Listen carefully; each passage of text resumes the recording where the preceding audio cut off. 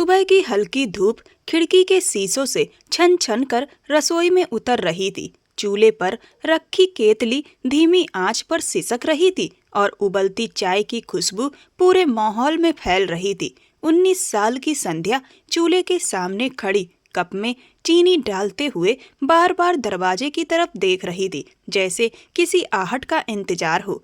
आंखों के नीचे हल्की सी थकान, बिखरे बाल, दुपट्टा सिमटा हुआ और हाथों में एक अनजाना सा कंपन था। उसे इस घर में आए 15 दिन भी पूरे नहीं हुए थे। अब तक वह इस घर के माहौल से घुल मिल नहीं पाई थी। हर वक्त एक अजीब सी घबराहट उसके भीतर बनी रहती थी। उसका बचपन जैसे कहीं पीछे छूट गया था। यहाँ हर बात पर रोक टोक थी। ऐसे मत बैठो, ये मत खाओ, इस तरह मत खाओ, ऐसे मत हंसो। अब उसे इस घर में घुटन महसूस होने लगी थी। शादी उसे एक पाबंदी लगने लगी थी। उसने शादी शब्द से नफरत करनी शुरू कर दी थी। वह इन्हीं ख्यालों में डूबी हुई थी कि तभी पीछे से हल्की सी खांसी की आवाज आई। वह चौंक गई। पीछे मुड़कर देखा तो दरवाजे पर घर की पुरानी नौकरानी खड़ी थी, जिसके चेहरे पर उम्र और अनुभव की साफ लकीरें थी। वह संध्या को ध्यान से देख रही थी। मैडम जी, उसने धीमी लेकिन साफ आवाज में कहा। सरला मैडम जी ने आपको अपने कमरे में बुलाया है।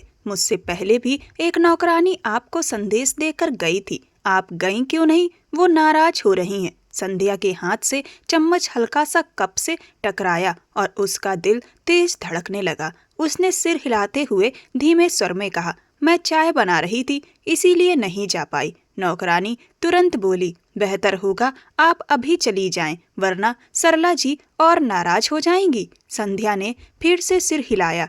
ठीक है, मैं अभी जाती हूँ। लेकिन उसकी आवाज में वो आत्मविश्वास नहीं था जो वह दिखाने की कोशिश कर रही थी। नौकरानी पलटकर चली गई और रसोई फिर से शांत हो गई। लेकिन उस सन्नाटे में संध्या की तेज धड़कनें गूंज रही थीं। चाय को चूल्हे पर ही छोड़कर वह धीरे धीरे कमरे की तरफ बढ़ी। गलियारा उसे आज कुछ ज्यादा ही लंबा लग रहा था, जैसे हर कदम के साथ उसकी हिम्मत कम होती जा रही हो। दरवाजे के सामने पहुंचकर वह रुक गई। एक गहरी सांस ली, दुपट्टा ठीक किया और हल्की सी दस्तक दी। कुछ ही पलों बाद अंदर से आवाज आई, आ जाओ, दरवाजा खुला है। संध्या ने दरवाजा हल्के से धकेला और घबराई हुई अंदर दाखिल हो गई। सामने सोफे पर सरला जी बैठी थी, सीधी कमर, गंभीर चेहरा और आंखों में ऐसा रौब कि सामने वाला सवाल करने की हिम्मत ही ना जुटा पाए। नमस्ते, संध्या ने धीमी आवाज में कहा।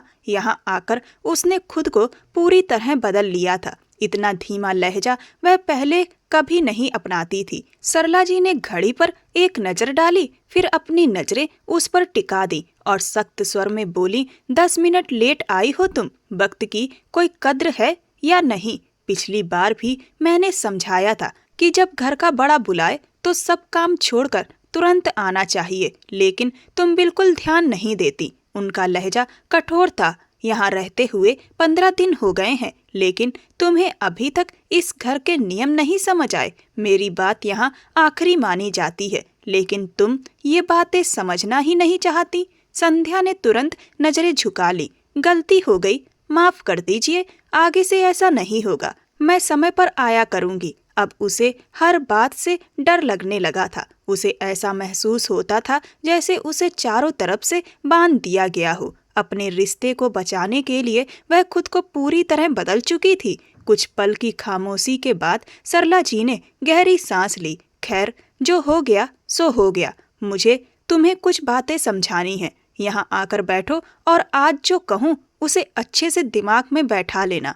मुझे किसी भी तरह की गलती बर्दाश्त नहीं होगी। संध्या डरते डरते उनके पास जाकर सोफे के कोने में बैठ गई। उसके हाथ आपस में गुथे हुए थे और दिल अब भी तेज धड़क रहा था। सरला जी ने कुछ देर तक संध्या को ऐसे देखा जैसे उसके चेहरे पर उसके दिल की हालत पड़ रही हो। आज पूरे 6 महीने बाद मेरा बेटा वापस आ रहा है, यह कहते हुए उनकी आवाज में सख्ती के साथ साथ एक दबी हुई चिंता भी घुल गई।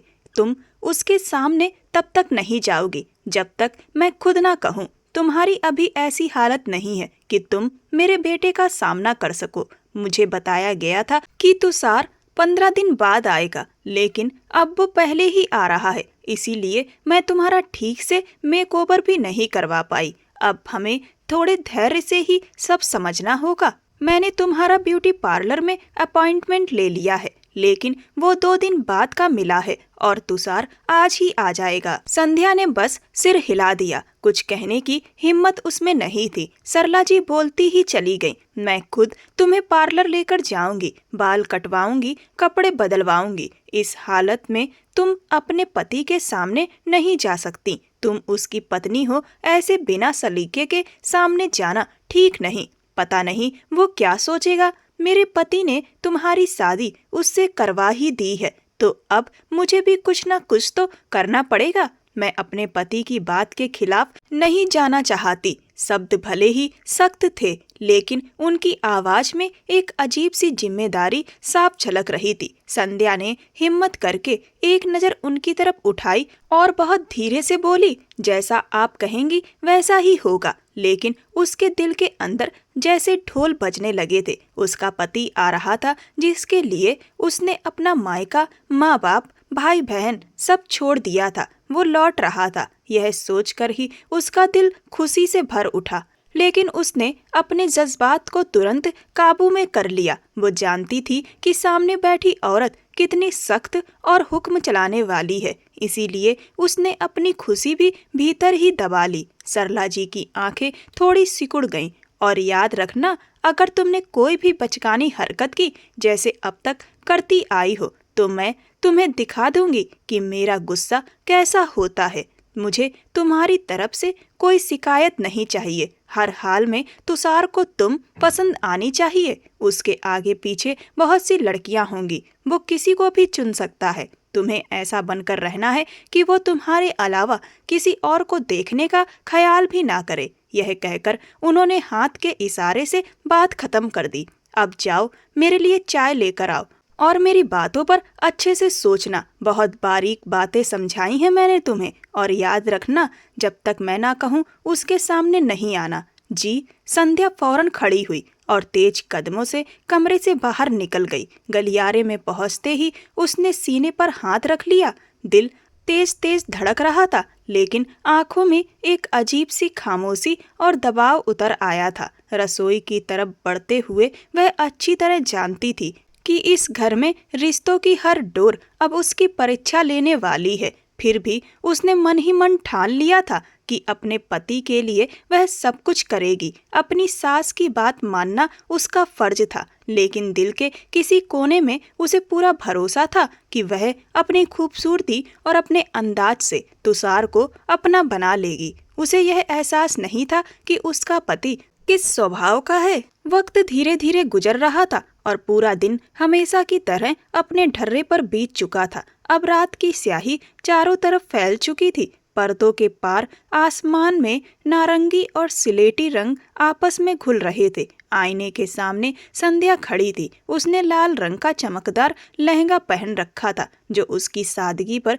किसी और की ख्वाहिशों की तरह चढ़ा हुआ लग रहा था। गहरा मेकअप, आंखों के चारों तरफ मोटी काजल की रेखा, होठों पर गाढ़ी लाल लिपस्टिक और बालों में कंघी फेरते हुए उसकी उंगलियां हल्की हल्की कांप रही थी। वह आईने में खुद को देख रही थी, लेकिन उसकी नजरें अपनी नहीं बल्कि किसी और की आंखों से खुद को परख रही थी। वह खुश थी, मन से भरी हुई थी। आज उसकी उसके पति से मुलाकात है। शादी के बाद पहली बार उसकी उससे मुलाकात होने वाली थी। वह दुल्हन थी और खुद को संवार रही थी, इस सच्चाई से बिल्कुल अनजान कि कुछ ही पलों बाद उसके साथ क्या होने वाला है। तभी अचानक दरवाजा खुलने की आवाज आई। वह बुरी तरह चौंक गई। दिल जोर से धड़क उठा और कंघी उसके हाथ से फिसलकर जमीन पर गिर पड़ी। वह चोरी छिपे यह मेकअप कर रही थी। पीछे मुड़ी तो दरवाजे पर सरला जी खड़ी थी। कुछ पलों तक दोनों एक दूसरे को देखते हुए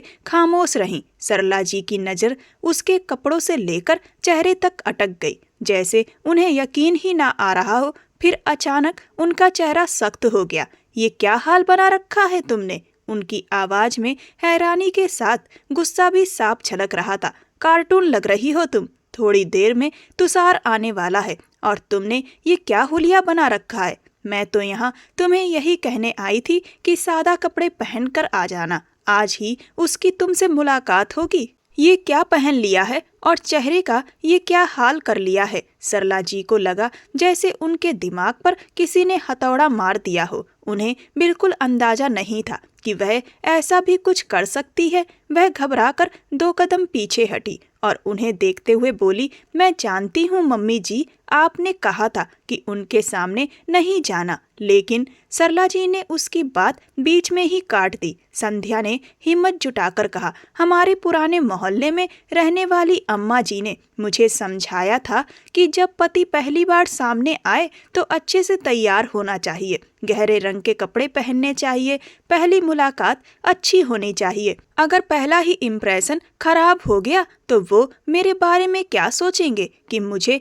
ना तैयार होना आता है ना सलीके से रहना। उसकी आवाज में मासूमियत थी। मुझे याद है आपने मना किया है, लेकिन अगर अचानक सामने आ गए तो वो मेरे बारे में क्या सोचेंगे, बस इसी डर से मैं तैयार हुई हूँ। यह सुनते ही सरला जी के चेहरे का रंग बदल गया। पागल हो गई हो तुम, लगभग वह चीख पड़ी।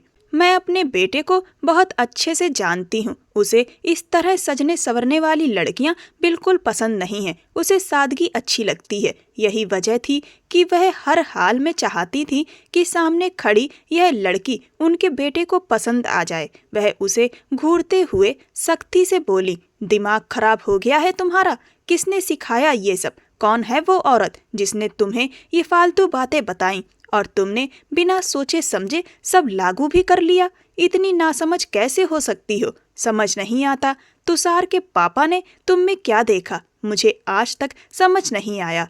वह एक कदम आगे बढ़ी और गुस्से में हाथ उठाते हुए बोली, अभी के अभी कपड़े बदलो, कोई सादा सा पहन लो और ये सारा मेकअप धो डालो। बिल्कुल अक्ल नहीं है तुम में। संध्या की आवाज भर्रा गई। मैंने इतनी मेहनत से तैयारी की है, बस। सरला जी का स्वर अब पूरी तरह कठोर हो चुका था। एक शब्द और नहीं, तुरंत जाकर सब बदलो। कमरे में फैली खामोशी भारी हो गई और संध्या वहीं खड़ी रह गई, ये समझे बिना कि उसके सपनों की पहली रात उससे पहले ही छीन ली गई है। यह कहते हुए वह मुंह बनाकर तेजी से बाथरूम की तरफ भागी और दरवाजा अंदर से बंद कर लिया। कुछ मिनट बाद जब वह बाहर निकली तो उसने बिल्कुल सादा कपड़े पहन रखे थे। सिर पर साधारण सा दुपट्टा था, चेहरा धुला हुआ था। बनावट हटते ही उसकी नेचुरल ब्यूटी और निखर आई थी। आंखों में सादगी, चेहरे पर एक अजीब सा सुकून और चाल ढाल में स्वाभाविक गरिमा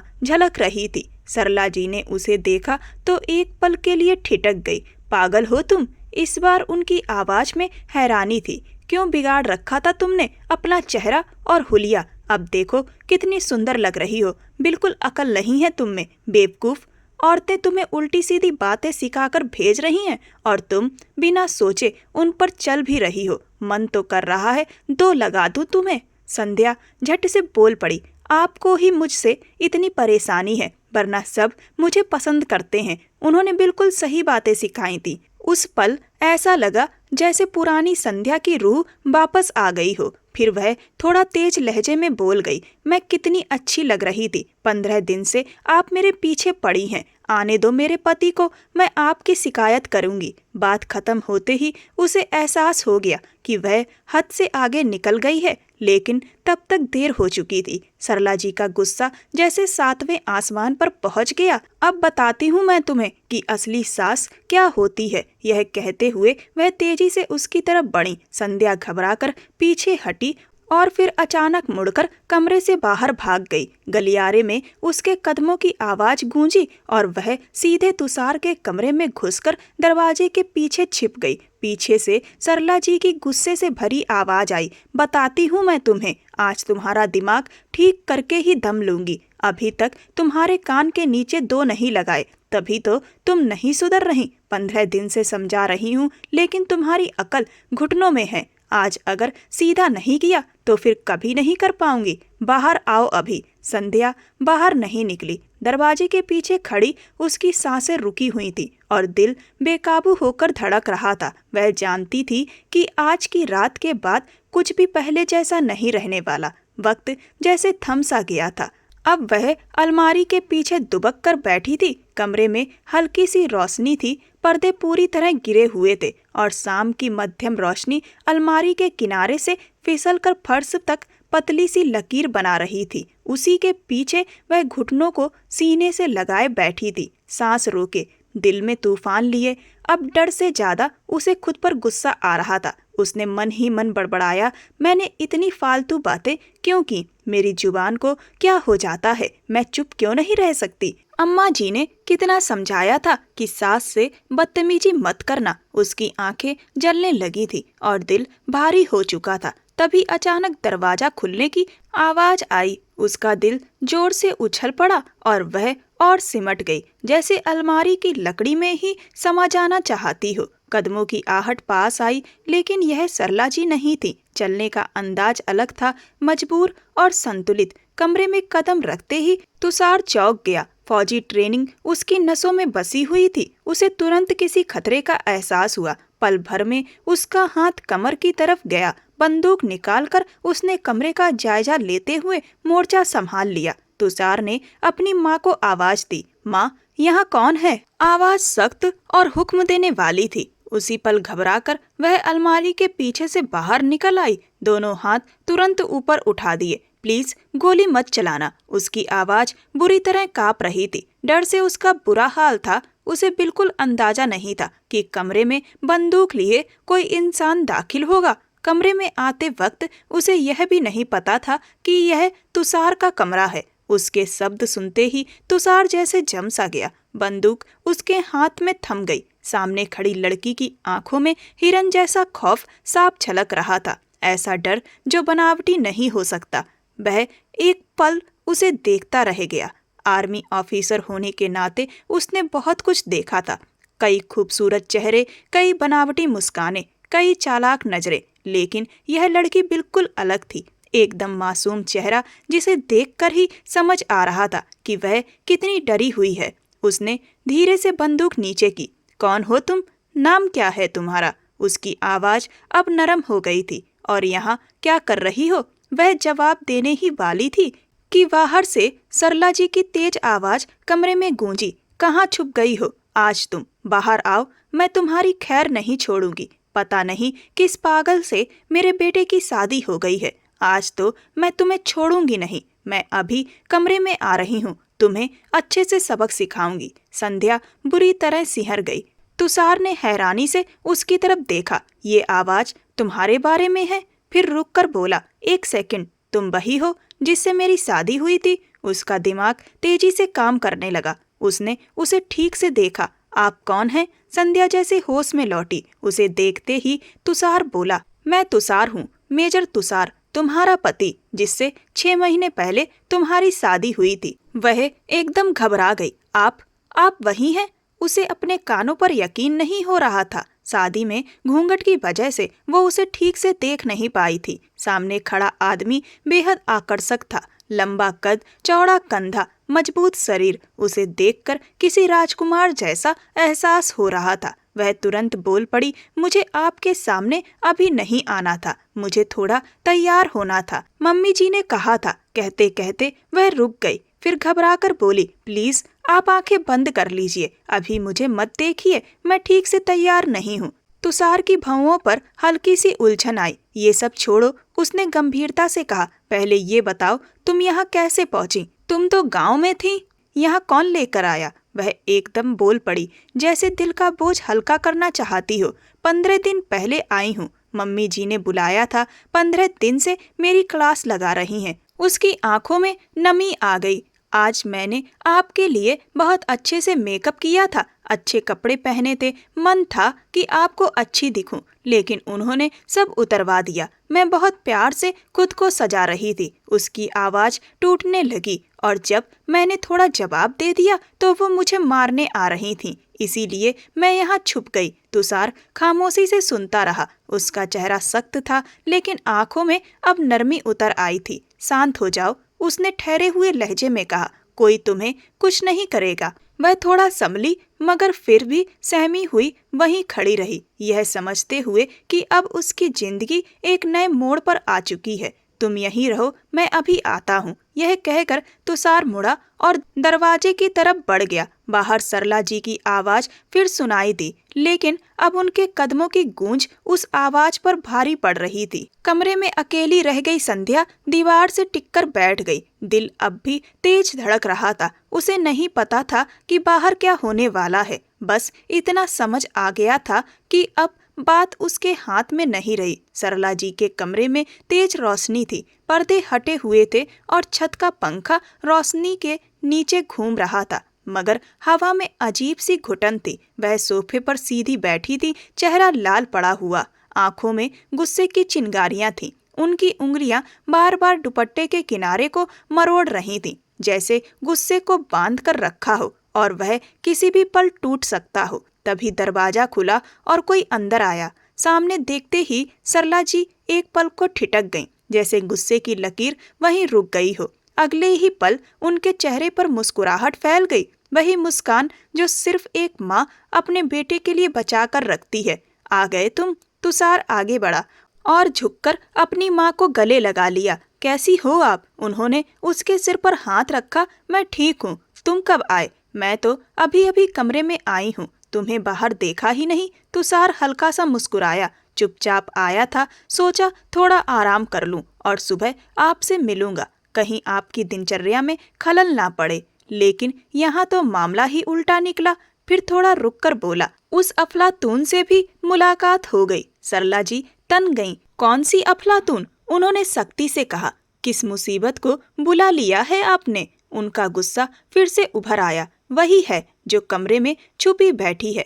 आज तो मैं उसकी चमड़ी उधेड़ दूंगी। सच में मुसीबत है वो। तुम्हारे पापा ने न जाने उसमें क्या देख लिया था, इतनी छोटी सी लड़की तुम्हारे लिए चुन ली। तुम दोनों की कभी नहीं बन सकती। तुषार ने कुर्सी खींचकर उनके सामने बैठते हुए नरमी से कहा। नहीं मम्मी, वो बहुत प्यारी है, मासूम सी है, मुझे तो अच्छी लगी। फिर वह गंभीर हो गया। क्या हुआ है? उसने ऐसा क्या कह दिया? सरला जी ने बेबसी में हाथ हिलाया। उस बेवकूफ को पता ही नहीं होता कि क्या बोलना चाहिए और क्या नहीं। जो मन में आता है बोल देती है, बिल्कुल अक्ल नहीं है उसमें। तुम्हारे आने से पहले खूब सच सवर रही थी। तुषार ने धीरे धीरे सिर हिलाया। हाँ, मुझसे भी कह रही थी कि आपने सब कुछ उतरवा दिया। फिर बात बदलते हुए बोला, खैर ये सब छोड़िए, आप बताइए आप कैसी हैं? सरला जी का लहजा थोड़ा नरम पड़ गया। मैं ठीक हूँ, बस तुम्हारी बीवी ने 15 दिन से मुझे परेशान कर रखा है। तुषार ने गहरी सांस ली। उसके बारे में आपका क्या इरादा है? इस बार उसका स्वर गंभीर था। माँ बेटे की हल्की फुल्की बातचीत से अलग सरला जी कुछ देर चुप रहीं। आवाज बदल गई। गुस्से की जगह बीती यादों का बोझ उतर आया। ये तुम्हारे पापा की आखिरी इच्छा थी। कहते कहते उनकी आंखें नम हो गईं। उन्होंने मुझसे कहा था कि मेरे गांव के मुंशी की बेटी बहुत मासूम है, किसी और के घर गई तो टूट जाएगी। उसने मरने से पहले मुझसे तुषार के लिए अपनी बेटी का हाथ मांगा था और मैंने हाँ कर दी थी। तभी उन्होंने तुम्हारी शादी उससे करवाई। तुम समझदार हो, गंभीर हो, उसे खुश रखोगे, उसे समझोगे। उन्होंने तुषार को ध्यान से देखा। अब तुमसे बस यही कहूंगी कि उसे समझना। तुमने उससे शादी की है मुंशी साहब ने बुरे वक्त में, जब हम गरीब थे, गांव में रहते थे, तो हमारा बहुत सहयोग किया था। अपनी जमीन का एक हिस्सा बेचकर उन्होंने तुम्हारे पापा को शहर बिजनेस करने भेजा था। उनके एहसान थे तुम्हारे पिता पर, वो उन्हें इनकार नहीं कर पाए। तुम्हें उस लड़की का ख्याल रखना होगा। तुषार ने धीरे से सिर हिलाया। हाँ मम्मी, मैं समझ रहा हूँ। वह थोड़ा रुककर बोला, मुझे भी सब याद है।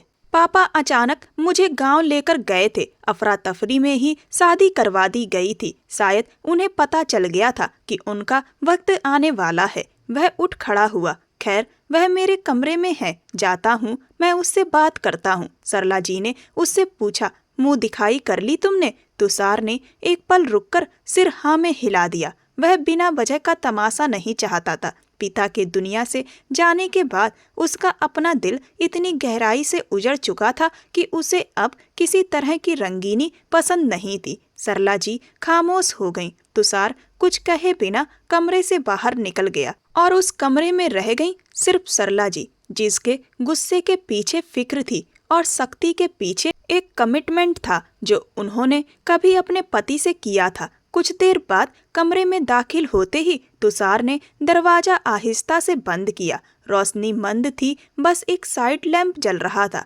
जिसकी पीली रोशनी दीवार पर साए बना रही थी। वह दीवार के सहारे बैठी थी, टेडी को सीने से लगाए, आंखें बंद किए वह वहीं बैठे बैठे सो गई थी। चेहरे पर अब भी डर की हल्की सी परछाई थी, मगर उसके साथ एक जिद्दी खामोशी भी थी, जैसे बहुत कुछ सोच समझकर थक चुकी हो। तुषार ने कोई आवाज नहीं की। धीरे धीरे कदम रखते हुए वह उसके पास पहुंचा और फर्श पर बैठ गया। घुटनों पर कोहनियां टिकाए, हाथ आपस में बांधे, उसकी नजरें उसके चेहरे पर टिक गईं। वह उसे देख रहा था, मगर उसके सामने उस वक्त सिर्फ वह नहीं थी। उसकी आंखों के सामने अतीत का एक मंजर उभर आया। 6 महीने पहले गांव की ठंडी शाम, आसमान पर हल्के बादल, सड़कों पर गाड़ियों का शोर, एक छोटा सा पुराना घर जिसके आंगन में नीम का पेड़ खड़ा था। वह अपने पिता के साथ अंदर दाखिल हुआ। दिल में यही सोच थी कि बस एक औपचारिक मुलाकात होगी,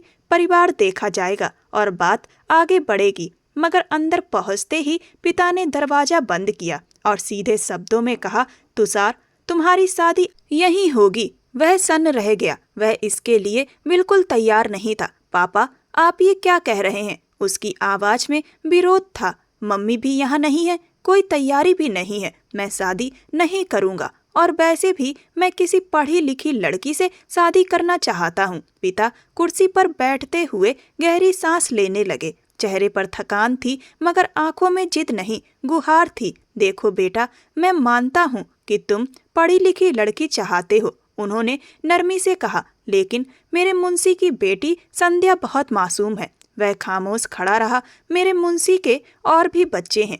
पिता बोलते रहे, मगर संध्या की बात अलग है। मैं खुद यहाँ बैठा हूँ। मैंने तुम्हारे मुंशी चाचा से कहा था, उस बच्ची को लेकर वह बहुत परेशान थे। वह बहुत सीधी सादी लड़की है। यहाँ गांव में लोग तेज हैं, हालात मुश्किल हैं। अगर इसकी शादी यहीं हो गई तो यह बहुत परेशानी में पड़ सकती है। तुषार ने बेबसी से कहा, पापा, यह मेरी जिंदगी का फैसला है। पिता की आवाज कांपने लगी। मेरे लिए ही कर लो, बस मेरी बात की इज्जत के लिए, इस शादी के लिए हाँ कर दो। वह देर तक खामोश रहा, विरोध किया, सवाल उठाए, मगर आखिरकार पिता की आंखों में छुपी मजबूरी के आगे हार मान गया। 2 दिन बाद उसी छोटे से घर में बेहद सादगी से शादी हुई। कोई शोर नहीं, कोई धूमधाम नहीं, बस चंद लोग और एक लड़की जो घूंघट में सिर झुकाए बैठी थी, जिसका चेहरा उसने ठीक से देखा भी नहीं था। मगर उस दिन उसे अंदाजा नहीं था कि उस हाँ का बोझ कितना गहरा होगा। विदाई से पहले ही तुषार के पिता की तबीयत खराब हो गई। तुषार तुरंत अपने पिता को हॉस्पिटल लाया, पर वो बचे नहीं। उसके बाद विदाई कुछ दिन के लिए टाल दी गई। तुषार को वापस ड्यूटी पर जाना पड़ा। सरला जी ने सोचा था बेटा अगले महीने लौट आएगा तो विदाई करवा लूंगी, लेकिन तुषार को छुट्टी नहीं मिली। देश में कुछ तनाव के चलते 6 महीने बाद जब उसकी छुट्टी फाइनल हुई तो सरला जी ने उसके आने से पहले ही संध्या की विदाई करवा ली, क्योंकि तुषार को ज्यादा दिन की छुट्टी नहीं मिली थी और सरला जी चाहती थी कि तुषार की शादी बहुत सादगी से हुई थी तो उसका रिसेप्शन धूमधाम से करवा दें और संध्या थोड़ा पहले से ही आ जाएगी तो उसे अपने घर के हिसाब से थोड़े तौर तरीके सिखा देंगी। इसीलिए तुषार के आने से पहले ही उन्होंने संध्या की विदाई करवा ली थी। ख्यालों की लड़ी वहीं टूट गई जब अचानक संध्या ने आंखें खोल दी। शायद उसे उसकी मौजूदगी का एहसास हो गया था। उसने टेडी को सीने से हटाकर सामने रखा। तुषार को अपने इतने पास देखकर वह घबरा गई।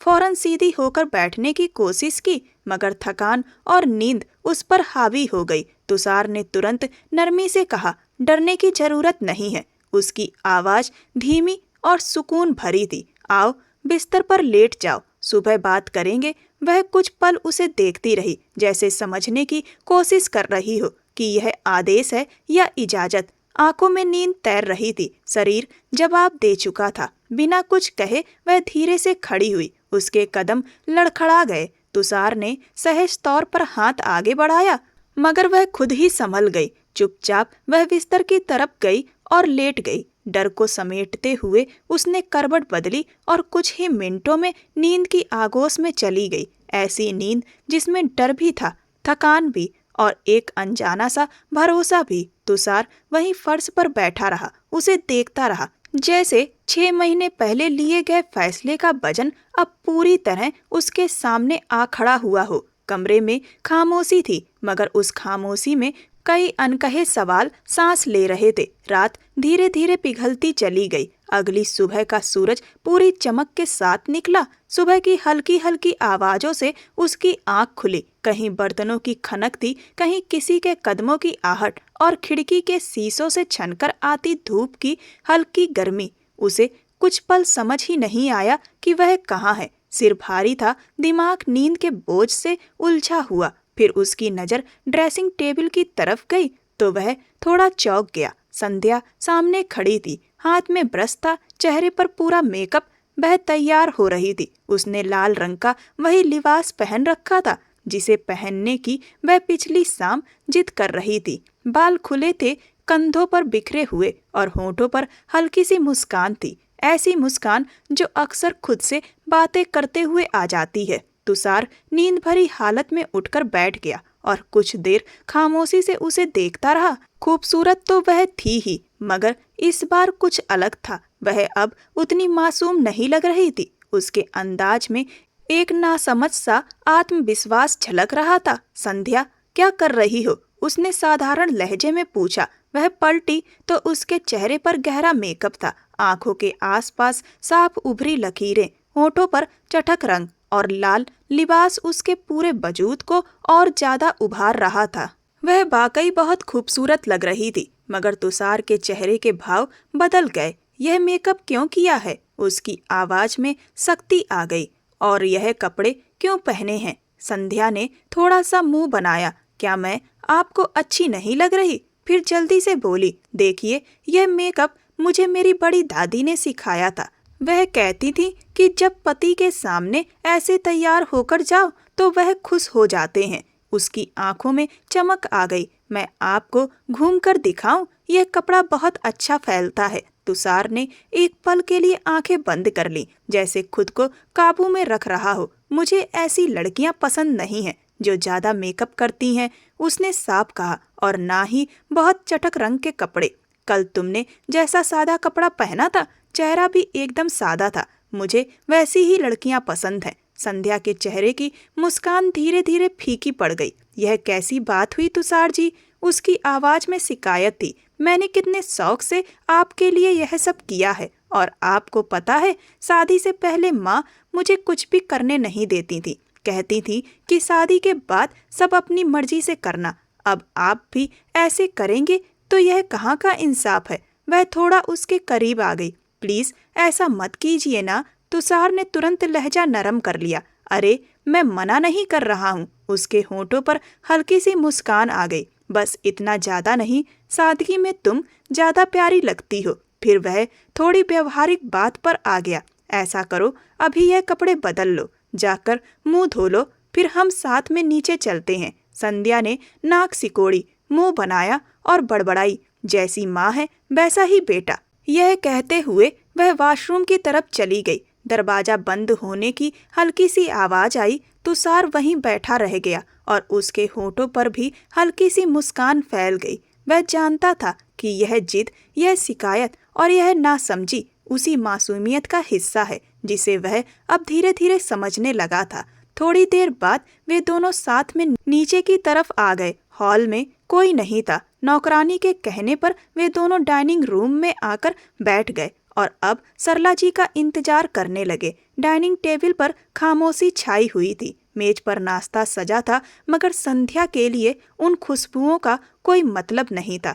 वह कुर्सी पर सहमी सहमी बैठी थी, हाथ गोद में सिमटे हुए थे और नजरें बार बार दरवाजे की तरफ उठ जाती थीं। दिल की धड़कन तेज थी, जैसे हर आहट के साथ उसका डर बढ़ता जा रहा हो। उसे बस एक ही बात का डर था कि सरला जी आकर उसके साथ तुषार के सामने डांट फटकार करेंगी या मार देंगी। मार से उसे इतना डर नहीं लग रहा था। अपने घर में वह यह सब झेलती ही आई थी, मगर तुषार के सामने अपनी बेइज्जती का डर उसे अंदर से हिला रहा था। तुषार ने उसकी हालत भांप ली। वह थोड़ा उसकी तरफ झुका और धीमी आवाज में बोला, परेशान मत हो, मैं हूं ना साथ। माँ कुछ नहीं कहेंगी। कल रात मैंने उन्हें समझा दिया था। उनका गुस्सा अब ठंडा हो चुका है। बस अभी वो आए तो तुम माफी मांग लेना, बात यहीं खत्म हो जाएगी। संध्या ने होंठ काटे, लेकिन कल मैंने उनसे बदतमीजी की थी। मुझे नहीं लगता कि सिर्फ माफी से वो मान जाएंगी। मुझे तो बहुत डर लग रहा है। मेरी आवाज भी कहाँ चली गई थी? मैंने कह दिया था कि मैं आपसे उनकी शिकायत करूंगी और वो कह रही थी कि अब तुम्हारी पिटाई होगी।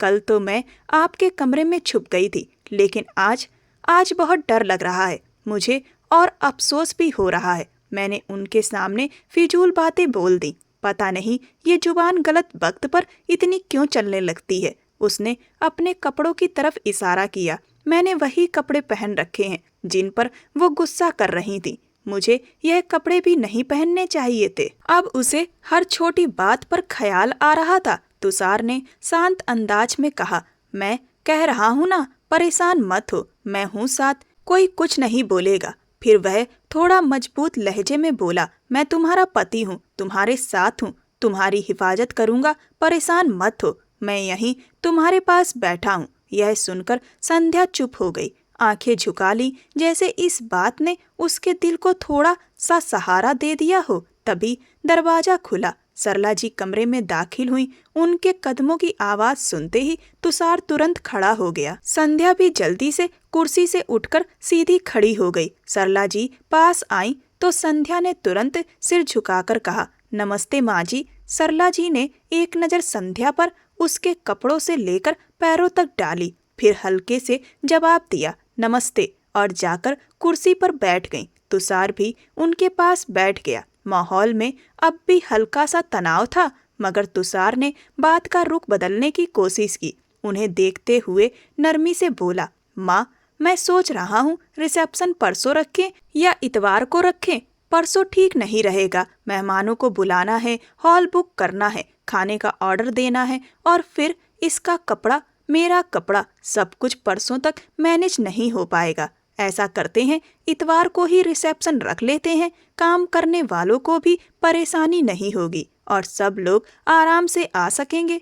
सरला जी ने चाय का कप उठाते हुए कहा, जैसा तुम्हें ठीक लगे, मैं तो पहले ही राजी हूँ। परसों रखते तब भी तैयारियां हो जाती। मुझे मालूम है जिसे भी हम बुलाएंगे कोई मना नहीं करेगा, लेकिन जैसा तुम्हें सही लगे वही करना, क्योंकि इंतजाम तुम्हें ही संभालना होगा। मैं तो बस मेहमानों को देख पाऊंगी। फिर उन्होंने उसकी तरफ देखकर पूछा, यह बताओ तुम कितने दिन की छुट्टी पर आए हो? तुषार ने जवाब दिया, शादी हो चुकी है तो आगे बात करूंगा, फिर उसी हिसाब से शायद छुट्टी मिल जाया करेगी। थोड़ी देर रुककर बोला, अभी फिलहाल मैं 5-6 दिन के लिए ही आया हूँ, लेकिन मैंने बात कर ली है, आगे मुझे और छुट्टियां भी मिल जाएंगी। मेरे डिपार्टमेंट के हेड शादी की बात सुनकर काफी हैरान हुए थे, लेकिन फिर मान गए। बाबा का नाम सुनते ही वह अभी कुछ और कहने ही वाला था कि अचानक संध्या ने हिम्मत जुटाई, धीरे से सरला जी की तरफ देखा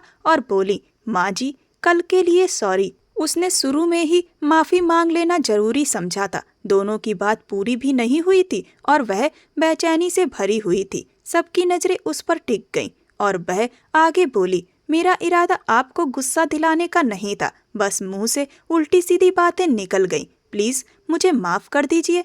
आगे से शब्दों का चुनाव सोच समझ कर करूंगी। बस उस वक्त मुझे बुरा लगा था। मैंने बहुत मेहनत से खुद को सजाया था, लेकिन अब मुझे समझ आ गया है कि हर बात को कहने का एक तरीका होता है। शब्दों का चुनाव इंसान को सोच समझकर करना चाहिए। यही जुबान इंसान को इज्जत भी दिलाती है और बेइज्जती भी। उसने तुरंत सफाई दी, मैंने आपकी कोई शिकायत अपने पति से नहीं की है और ना आगे करूंगी। प्लीज मुझे माफ कर दीजिए। सरला जी ने चम्मच प्लेट में रखा और उसे ध्यान से देखा, फिर थोड़े सख्त लेकिन साफ लहजे में बोली, तुम अपने पति से शिकायत करो या ना करो, इससे कोई फर्क नहीं पड़ता। मैं तुम दोनों की माँ हूँ, तुम लोगों से बड़ी हूँ। तुम या तुम्हारा पति मुझसे बड़े नहीं हो। वह थोड़ा आगे झुकी। मेरे लिए तुम भी मेरी बेटी जैसी हो।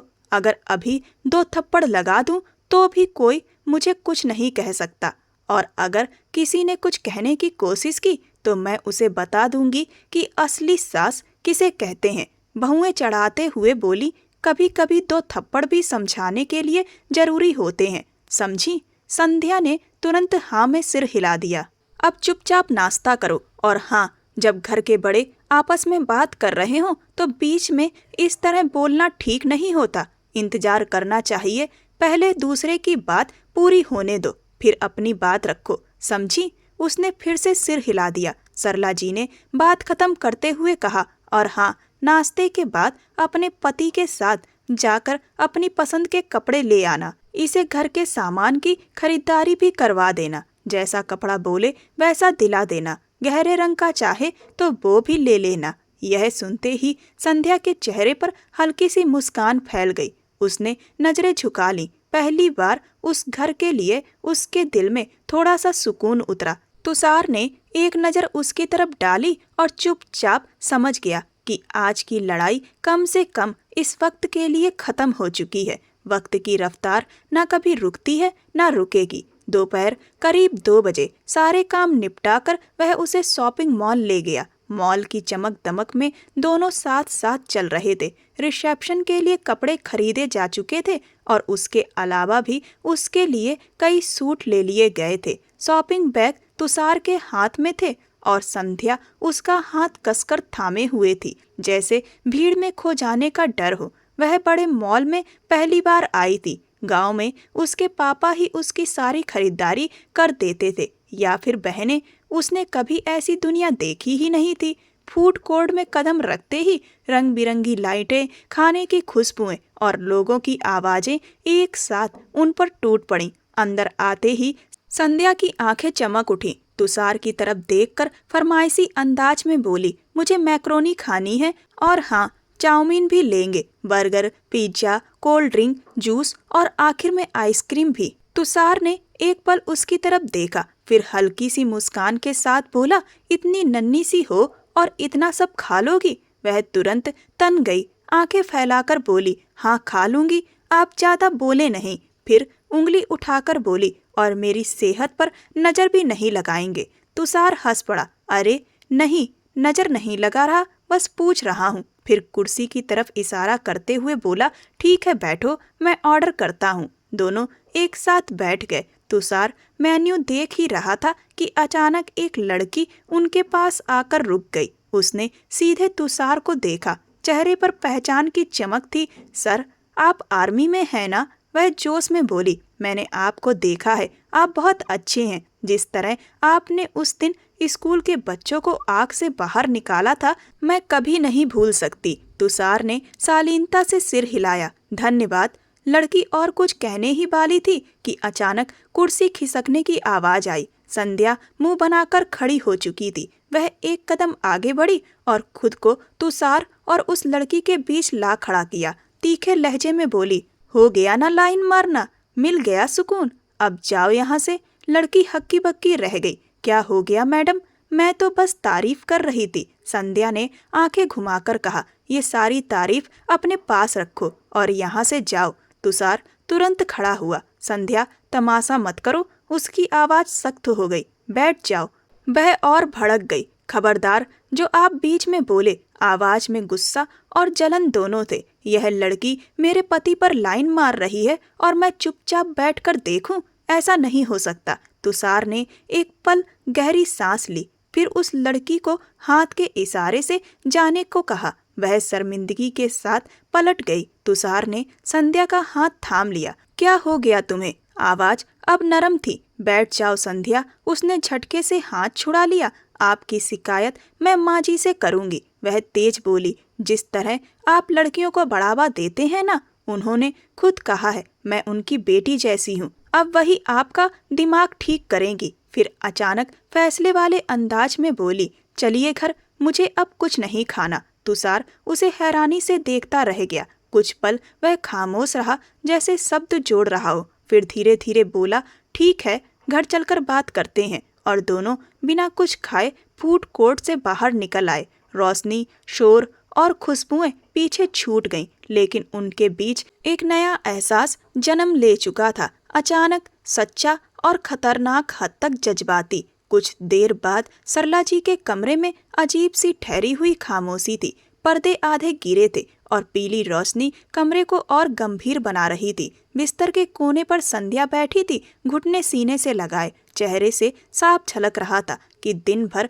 उसके अंदर तूफान मचा रहा है। आंखें नम थीं, मगर जिद इतनी थी कि आंसुओं को बहने नहीं दे रही थी। तुषार अपनी माँ के पास आकर बैठ गया। नजरें कभी फर्श पर और कभी सामने दीवार पर टिक गई थीं, जैसे उसको समझाने के लिए सही शब्द ढूंढ रहा हो। सरला जी काफी देर तक खामोश रहीं। वह दोनों को देखती रहीं, खासकर संध्या के बने हुए चेहरे को। फिर आहिस्ता से बोली, क्या बात है, इतना चुप क्यों हो और यह मुंह क्यों बनाकर बैठे हो? संध्या ने एक पल उनकी तरफ देखा।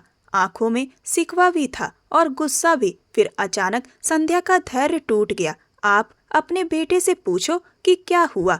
आवाज ऊंची हो गई। आज मॉल में पता है क्या हुआ?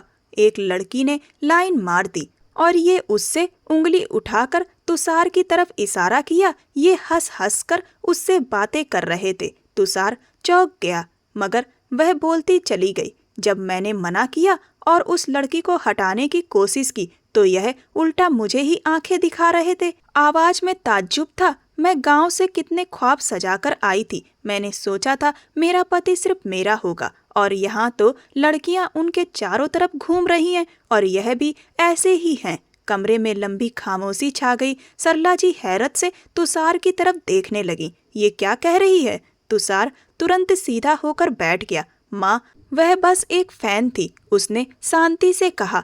आप जानती है ना वह वाकया जब स्कूल में आग लगी थी, मैंने बच्चों को निकाला था। उसकी वीडियो वायरल हुई थी। इसी वजह से वह मुझसे बात कर रही थी। उसने जरा सा ठहराव लिया। संध्या ने बिना वजह उलझना शुरू कर दिया था। सब लोग हमारी तरफ देख रहे थे, इसीलिए मुझे उसे डांटना पड़ा। सरला जी ने हल्का सा सिर हिलाया, जैसे बात समझ गई। फिर नरमी से बोली, देखो बेटा, इसमें कोई बड़ी बात नहीं है। यह सब सामान्य है। जिंदगी का हिस्सा समझो और बात को बढ़ाओ मत, बस छोड़ दो। यह सुनते ही संध्या की आंखें फैल गईं। वह अचानक अपनी जगह से खड़ी हो गई।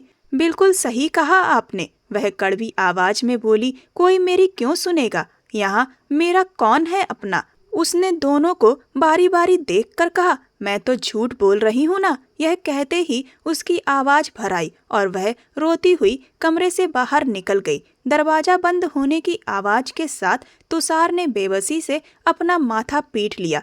ओह नो, यह क्या पीस है? सरला जी उसकी तरफ देखने लगी। हल्की मुस्कान उनके चेहरे पर थी। रात को तो कह रहे थे ना मासूम और प्यारी है, उन्होंने तंज भरे लहजे में कहा। अब देखो कितनी बड़ी पागल है। 15 दिन से मेरा भी जीना तबाह किया हुआ है। यही उलझने हैं इसकी। तुषार ने गहरी सांस ली। माँ, मैं जाकर समझाता हूँ इसे, उठते हुए बोला, वरना वह रो रो कर खुद का और बुरा हाल कर लेगी। मेरे पापा की आत्मा को भी तकलीफ होगी। सरला जी कुछ नहीं बोली, बस मुस्कुरा कर रह गईं। तुषार कमरे से बाहर निकल गया, जबकि पीछे सरला जी के चेहरे पर वही जानी पहचानी सी हल्की मुस्कान थी, जैसे यह सब उनके लिए कुछ नया नहीं था। दरवाजा आहिस्ता से खुला तो कमरे की फिजा में सिसकियों की आवाज साफ सुनाई दे रही थी। तुषार ने अंदर कदम रखा तो देखा कि सामने बेड पर बैठी संध्या रो रही थी। दुपट्टे का किनारा उसने आंखों से लगा रखा था और उसके कंधे हल्के हल्के कांप रहे थे। उसने दरवाजा बंद किया और एक गहरी सांस ली, जैसे दिल में जमा सारा बोझ एक पल के लिए बाहर निकल गया हो। संध्या ने उसे देखा तो फौरन मुंह फेर लिया और जानबूझकर दीवार की तरफ मुड़ गई, जैसे उसकी मौजूदगी भी अब उसे चुभ रही हो। तुषार खामोशी से कदम बढ़ाते हुए उसके पास पहुंचा और थोड़ा सा फासला रखते हुए उसके बराबर बैठ गया। कुछ देर दोनों के बीच पूरी खामोशी रही। सिर्फ संध्या की सिसकियां थीं जो कमरे में तैर रही थीं। आखिरकार तुषार ने नरमी और हल्की झुलझुलाहट के मिले जुले लहजे में कहा, कब तक रोती रहोगी? जब मैं कह चुका हूँ कि ऐसा कुछ नहीं है, तो फिर ये सब क्यों कर रही हो? संध्या ने फौरन उसकी तरफ देखा, आंखें सुर्ख थीं। हाँ, मेरी मोहब्बत आपको तमाशा ही लगती है? वह कड़वाहट से बोली। सब ऐसे ही होते हैं ना, मर्द ऐसे ही होते हैं। पिंकी मामी कहती थी कि यही सब होता है। तुषार के चेहरे पर हैरानी आ गई। अब ये पिंकी मामी कौन है? संध्या ने नाक सिकोड़ी और बोली, मेरी पड़ोसन है, बहुत अच्छी हैं और उनका छोटा वाला गुड्डू मेरा सबसे प्यारा दोस्त है। तुषार ने उसकी बात को तौलते हुए कहा, तो अब क्या मैं तुमसे इस बात पर लड़ूं कि एक बच्चे से तुम्हारी दोस्ती क्यों है? संध्या ने कमर पर हाथ रखकर नाटकीय अंदाज में कहा, अरे उसकी उम्र सिर्फ 5 साल है, अब आप बिना वजह मुझ पर शक कर रहे हैं। तुषार हल्का सा मुस्कुराया और बोला, बिल्कुल वैसे ही जैसे तुम बिना वजह मुझ पर शक कर रही हो। वो लड़की कोई खास नहीं थी, बस एक साधारण सी फैन थी और कुछ नहीं। वह थोड़ा करीब आया, उसकी आवाज संजीदा हो गई। तुम मुझे अच्छी लगने लगी हो, मेरी पत्नी हो, तुम मेरी जिम्मेदारी हो और मैं तुम्हारी। मैं कभी इस रिश्ते में धोखा नहीं दूंगा। संध्या की सिसकियां धीरे धीरे थमने लगीं। तुषार ने बात आगे बढ़ाई, मेरे पापा ने अपनी आखिरी इच्छा में हमारी शादी करवाई थी। अगर मैं तुम्हें दुख पहुंचाऊंगा तो क्या उन्हें चैन मिलेगा? तुम खुद सोचो, मैं ऐसा क्यों करूंगा? पहली बार पत्नी के साथ बाहर गया था और किसी और की तरफ देखूं, ये मुमकिन ही नहीं। संध्या ने आहिस्ता से पूछा, आप सच में मुझे पसंद करते हैं? तुषार ने बिना हिचक सिर हिलाया, हाँ सच में करता हूँ। बेवजह उल्टा सीधा मत सोचा करो। फिर माहौल हल्का करने की कोशिश करते हुए बोला, और सुनो, 1 हफ्ते बाद हमारा रिसेप्शन है, उसके बारे में सोचो। जिसे बुलाना है सबको बुलाओ, कोई रोक टोक नहीं है। यह सुनते ही संध्या के चेहरे पर पहली बार हल्की सी चमक आई। सच में? तो फिर मैं अपने मोहल्ले की सारी सहेलियों को बुलाऊंगी। तुषार ने मुस्कुराकर कहा, बिल्कुल, और अगर आने जाने की कोई परेशानी हो तो मैं गाड़ी भेज दूंगा। संध्या ने फौरन हाथ हिलाते हुए कहा, नहीं, वो सब आ जाएंगे। तुषार ने सुकून की सांस ली। कमरे की फिजा बदल चुकी थी, आंसू थम चुके थे और बेड पर बैठी वही लड़की अब पहले से ज्यादा अपनेपन के साथ मुस्कुरा रही थी, जैसे दिल का कोई भारी बोझ हल्का हो गया हो। तुषार के दिल में मोहब्बत पनपने लगी थी। वक्त की रफ्तार न कभी थमी है और न कभी थम पाएगी। पूरा हफ्ता आम दिनों की तरह गुजर चुका था। आज रिसेप्शन का दिन था। रिसेप्शन की रस्म बहुत अच्छे तरीके से पूरी हो गई थी। उसे घर लाकर तुषार के कमरे में दुल्हन की तरह बिठा दिया गया था।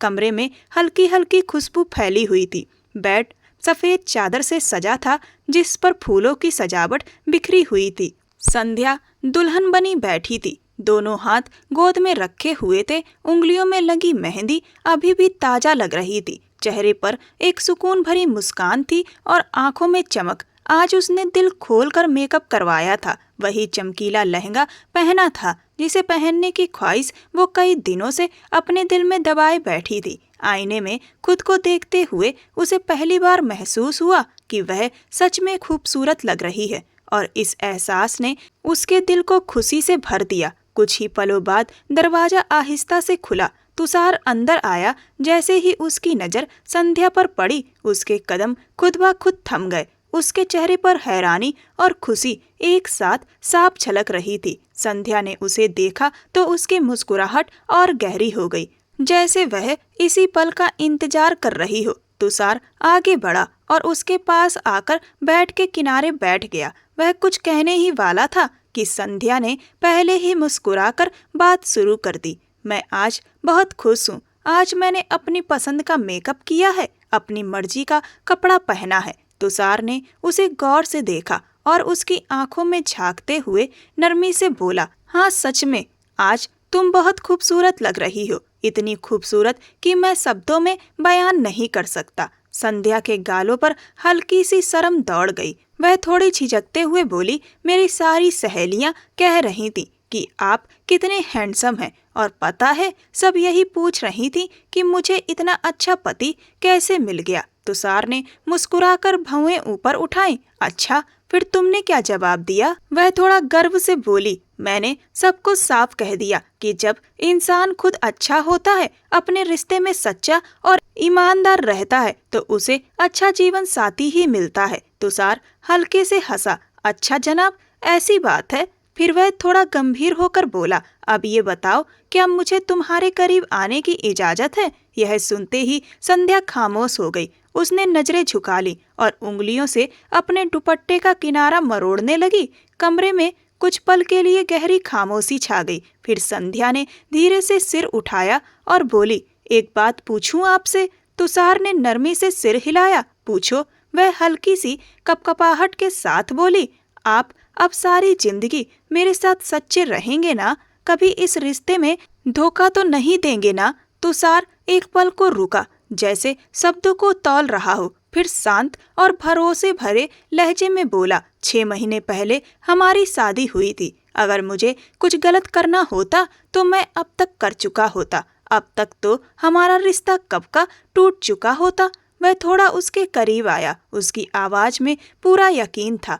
तुम मेरे पिता की पसंद हो और अब मेरी भी पसंद हो, क्योंकि तुम में सीधा और सच्चापन है जो मेरे दिल में उतर गया है और मुझे अब तुमसे मोहब्बत हो गई है। इसीलिए बेफिक्र रहो। संध्या की आंखों में सुकून उतर आया। उसने धीरे से सिर हिला दिया। तुषार ने हल्की मुस्कान के साथ फिर पूछा, तो अब इजाजत है? इस बार संध्या झिझकी नहीं। उसने सीधे उसकी ओर देखा और नरम आवाज में बोली, आपको इजाजत न देने वाली मैं कौन होती हूँ? तुषार के चेहरे पर मुस्कान फैल गई। वह आहिस्ता से उसकी ओर झुका और कमरे में मौजूद सारी बेचैनी जैसे एक पल में खत्म हो गई। यह ऐसा लम्हा था जिसे न शोर चाहिए था न जल्दबाजी, बस भरोसा, अपनापन और एक अच्छे सफर की खामोश शुरुआत थी। 2 दिल थे जिनकी धड़कनों की आवाज अब कमरे में साफ सुनाई देने लगी थी। तुषार ने फैसला किया कि वह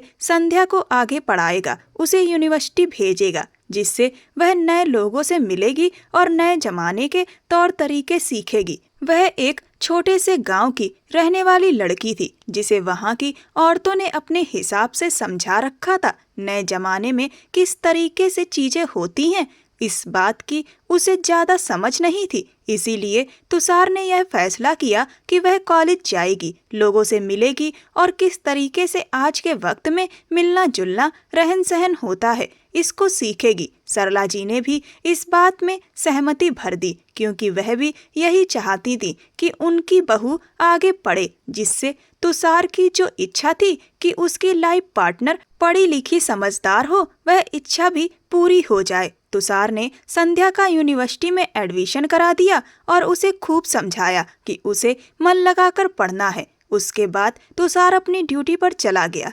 1 महीने बाद जब तुषार 1 हफ्ते की छुट्टी पर फिर आया तो वो संध्या को हनीमून पर ऊटी लेकर गया। संध्या पहली बार इतनी खूबसूरत जगह पर गई थी और बहुत खुश थी। सरला जी भी अपने बेटे और बहू को खुश देखकर संतुष्ट थीं और वक्त अपनी रफ्तार से आगे बढ़ता गया। 3 साल बाद संध्या का ग्रेजुएशन कंप्लीट हो गया था और अब वह पहले से काफी समझदार हो गई थी और गांव की औरतों की सिखाई गई बातें कि अपने पति पर नजर रखनी चाहिए, औरतें मर्दों पर लाइन मारती हैं, यह सब उसके दिमाग से निकल चुकी थी। वह अब समझ चुकी थी कि नए दौर में सभी लोग एक दूसरे से मिलते जुलते और बात करते हैं। इसका यह मतलब बिल्कुल भी नहीं कि हर बात करने वाला शख्स लाइन ही मार रहा हो। इस बीच कई बार तुषार कुछ दिनों के लिए घर आया। ग्रेजुएशन के बाद उसका पोस्ट ग्रेजुएशन भी कंप्लीट हो गया था।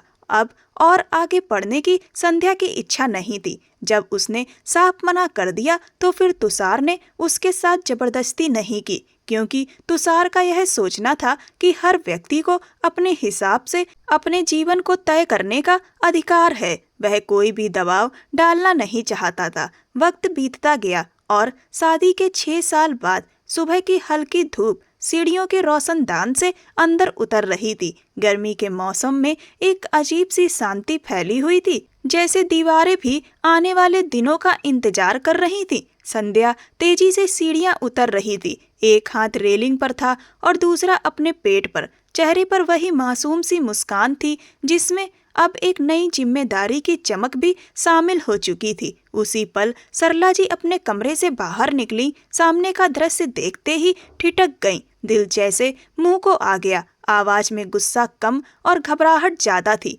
पागल हो गई हो तुम?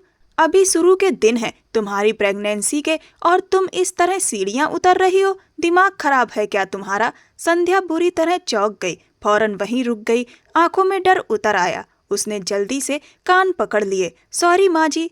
तभी तुषार की गाड़ी की आवाज बाहर से सुनाई दे गई। बस एक्साइटमेंट में बाहर जा रही थी। वह आगे कुछ कहती उससे पहले बाहर से कदमों की आवाज आई और तुषार अंदर आ गया। माँ और पत्नी को आमने सामने देखकर वह फौरन समझ गया कि बात क्या है। उसने माँ के पैर छुए और नरमी से बोला, क्या हुआ माँ? मेरी बीवी इतनी घबराई हुई क्यों लग रही है? सरला जी ने उसकी तरफ देखा। आंखों में चिंता साफ झलक रही थी। तुम्हारी ये नासमझ बीवी इस तरह सीढ़ियों से भागती चली आ रही थी कि दिल मुंह को आ गया। अभी तो प्रेगनेंसी को दिन ही कितने हुए हैं। इस वक्त तो जरा जरा सी बात का भी ख्याल रखना पड़ता है। संध्या ने नजरें झुका ली और फिर तुषार की तरफ देखा। इस बार उसने कान पकड़ लिए और बोली, सॉरी, सच में गलती हो गई। मैं बस आपकी गाड़ी की आवाज सुनकर बहुत खुश हो गई थी। प्लीज माफ कर दीजिए। उसकी आवाज में ऐसी मासूमियत थी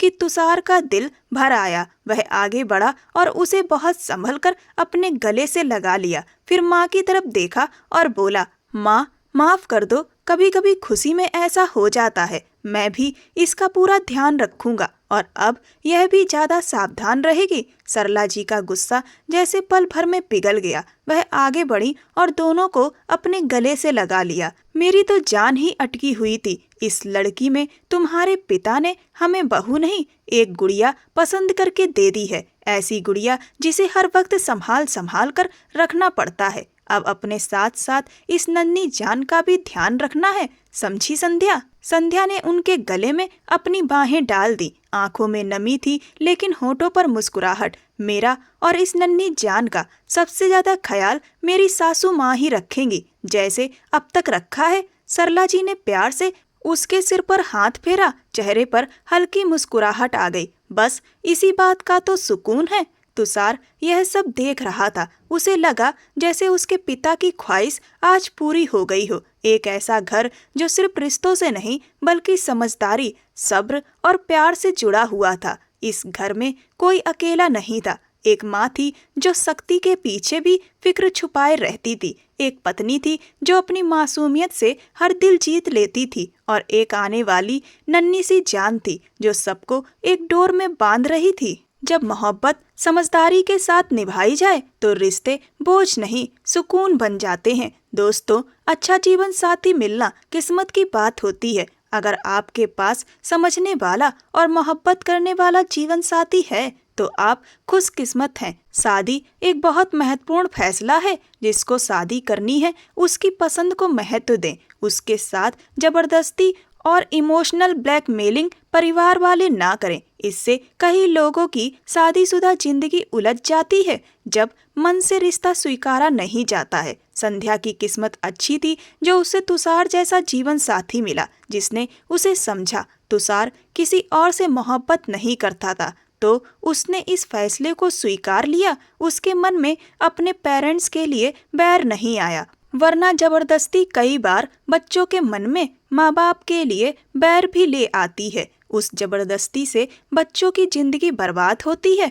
इसीलिए शादी जिनको शादी करनी है उनकी मर्जी और खुशी से ही होनी चाहिए। आपको ये कहानी कैसी लगी मुझे कमेंट सेक्शन में कमेंट करके जरूर बताएं। ये कहानी पूर्णतः काल्पनिक है। इसमें दिखाई गई सभी घटनाएं केवल कहानी को दर्शाने के उद्देश्य से दिखाई गई हैं। इस कहानी का उद्देश्य किसी भी व्यक्ति की भावना को ठेस पहुंचाना नहीं है। ये कहानी केवल मनोरंजन के उद्देश्य से नहीं बनाई गई है, बल्कि सामाजिक शिक्षा के उद्देश्य से भी बनाई गई हैं। ऐसी और भी रोमांचक कहानियों को सुनने के लिए मेरे चैनल को सब्सक्राइब कर वीडियो को लाइक कर दें और वीडियो को ज़्यादा से ज़्यादा शेयर करें। धन्यवाद।